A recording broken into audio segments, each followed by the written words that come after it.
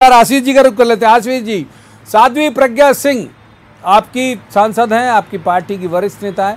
जब वो गोडसे को देशभक्त कहती है तो मौन हो जाते हो आप लोग। अब ये धनोपिया जी कह रहे हैं छोटा सा कर्मचारी मान लीजिए चला गया उनके यहाँ कांग्रेस में, तो हंगामा खड़ा कर रहे हो आप। आशीष अग्रवाल जी। प्रवीण जी देखिए, मौन नहीं, मुझे ऐसा लगता है कि जब हमारे सर्वोच्च नेता मोदी जी ने अपनी मत को स्पष्ट तौर पे उस समय जाहिर कर दिया था, तो भारतीय जनता पार्टी का कोई दूसरा कार्यकर्ता क्या कहता है ये महत्वपूर्ण नहीं है। मैं तो बड़े स्पष्ट तौर पे कहता हूं कि भारतीय जनता पार्टी हर हत्यारे को हत्यारा मानती है, चाहे वो गांधी जी की हत्या करने वाले गोडसे हो या फिर 84 में सिखों को दौड़ा दौड़ा के मारने वाले कांग्रेस के नेता हो या पूर्व प्रधानमंत्री हो। हमने कभी किसी का समर्थन नहीं किया। राजीव गांधी की हत्या करने वालों को बोल दो, कांग्रेस की इंदिरा जी की हत्या करने वालों को बोल दो, आशीष जी इनका भी बता दीजिए। इंदिरा जी की हत्या करने वालों को बता दीजिए, राजीव की हत्या करने वालों को बता दीजिए, पुस्तक के बारे में बता दीजिए भाई, बता दीजिए राजीव की हत्या के बारे में। निर्दोष सिखों को दौड़ा दौड़ा के मारने वाले कांग्रेस के हत्यारे बचेंगे नहीं, वो कभी छूटे नहीं जाएंगे। गोडसे के हत्या में उपयोग हुई रिवाल्वर आपके यहाँ कहां पर है मालूम है आपको?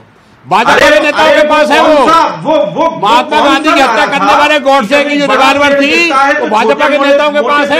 आप देख लीजिए, बताइए आप कहां पर है? गांधीवादी विचारधारा है रिवाल्वर। अरे हम हर हत्यारे का विरोध करते हैं, रिवाल्वर का हम हर हत्यारे का विरोध करते हैं। लगाइए आप अपने नेताओं के लिए मुर्दाबाद के नारे। और एक आदमी का बहाना लेके आप हजारों सिखों के खून से आपके कुर्ते रंगे हुए धनोपिया जी, उससे आप भाग नहीं सकते। आप बात पूरी हो जाने दीजिए मेरी, अपने क्रम पे बोलिए, अपने क्रम पे बोलिए, मैं अपनी बात को समाप्त कर। बात पूरी धनोपिया साहब, बात सुन लेते हैं। धनोपिया जब आप बोल रहे थे तो आशीष जी मौन थे, इससे मैं सहमत हूँ। धनोपिया साहब मुझे बताइए। अरे धनोपिया जी, जब आप बोल रहे थे तो आशीष जी मौन थे, सुन तो लीजिए उनकी लाइन क्या है, सुन लेते हैं। दर्शकों को भी सुनना चाहिए आशीष अग्रवाल की लाइन क्या है। बोलिए आशीष जी, बात पूरी करिए, फिर दिनेश जी की तरफ जाएंगे।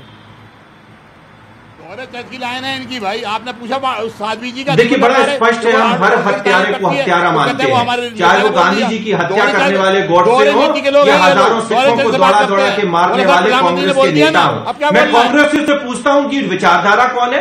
अरे आपके जैसे नहीं है इस देश वो बताएं कि उनका संगठनात्मक डीएनए कौन सा है। उनका डीएनए तो इनसे डायनेस्टी, इनसे नेपोटिज्म और इनसे अचीवमेंट है। इसके अलावा रिवाल्वर कहाँ है भाई, आप बताइए। सत्ता को पाने के लिए गांधी की हत्या करने वाली वो रिवाल्वर कहाँ है? जनता इसके पास टंगी हुई है और वो मालिक कहाँ है? आज ये शोर में तब्दील हो गया। मुझे तीसरे मेहमान को रोकना को शामिल करना पड़ेगा, माफ कीजिए, दोनों को रोकूंगा, पर्याप्त वक्त मैं देता हूं, लेकिन शोर में तब्दील हो जाता है। दर्शकों को बड़ा इरिटेशन होता है, वो समझना चाहते हैं कि दोनों पार्टी की लाइन क्या है। दिनेश जी को शामिल कर लेते हैं। दिनेश गुप्ता ये हमारे साथ हैं।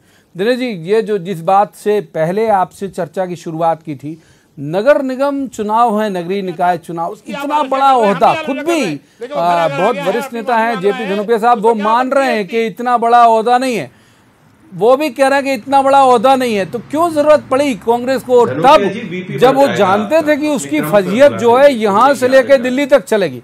दिनेश जी देखिए, क्या है कि जिसने का भी ये मूव है आपको जो है इस तरह के व्यक्ति को कांग्रेस पार्टी में प्रवेश कराने का, उसको हम ये नहीं कह सकते कि वो कांग्रेस। प्रवीण पाठक वहीं से एमएलए, उन्होंने विरोध किया, आप देखिए ना, अरुण यादव ने किया, मतलब कितने बड़े बड़े लोग कर रहे हैं। इन्होंने जिसने भी ये एंट्री का दरवाजा खोला है वो जानता था कि इस पर विवाद है, ऐसा नहीं है कि वो मेंबरशिप दिलवाई है, लेकिन जो है पाठक गवालियर से लेके आए हैं उनको, जो है इससे कांग्रेस पार्टी को जो है कोई बहुत बड़ा फायदा नहीं होना है। लेकिन जिसने भी किया है ये जो मूव है, उसने अपने फायदे के लिए शायद इसको इस्तेमाल किया है, और उसका फायदा किस तरह का होगा? आप कोई ना कोई राजनीतिक फायदा होगा, मैदानी स्तर पर कोई फायदा होगा। यदि ब्रॉड लेवल पर देखा होगा, आप प्रदेश में देखोगे, नगरीय निकाय के चुनाव की दृष्टि से भी देखोगे, तो ग्वालियर चंबल अंचल तो छोड़ दीजिए, जिस वार्ड से वो पार्षद थे, आगे जो है कांग्रेस पार्टी को उसको वो जीतेगी कि नहीं, ये भी आज की तारीख में दावा नहीं किया जा सकता, क्योंकि जब बहुत सारे उम्मीदवार होते हैं तो उन पर वहाँ कौन किस तरह का इक्वेशन है वार्ड में और किस तरह की चीज़ें हैं, तो जिसका भी ये मूव है ये इसको जो है कांग्रेस पार्टी को नुकसान पहुँचाने का, और इसका हमने देखा भी कि जिस तरह के प्रतिक्रिया आ रही है, चाहे कमलनाथ इनकी मानक अग्रवाल की हो या फिर अरुण यादव जी की हो, वो प्रतिक्रिया इस बात की ओर इशारा कर रही है कि किसी को एक चिंगारी छोड़नी थी कांग्रेस पार्टी में, जो इसके तौर पर उसने छोड़ दिया। बहुत जल्दी धर्मेंद्र साहब, बहुत कट टू कट पूछूंगा।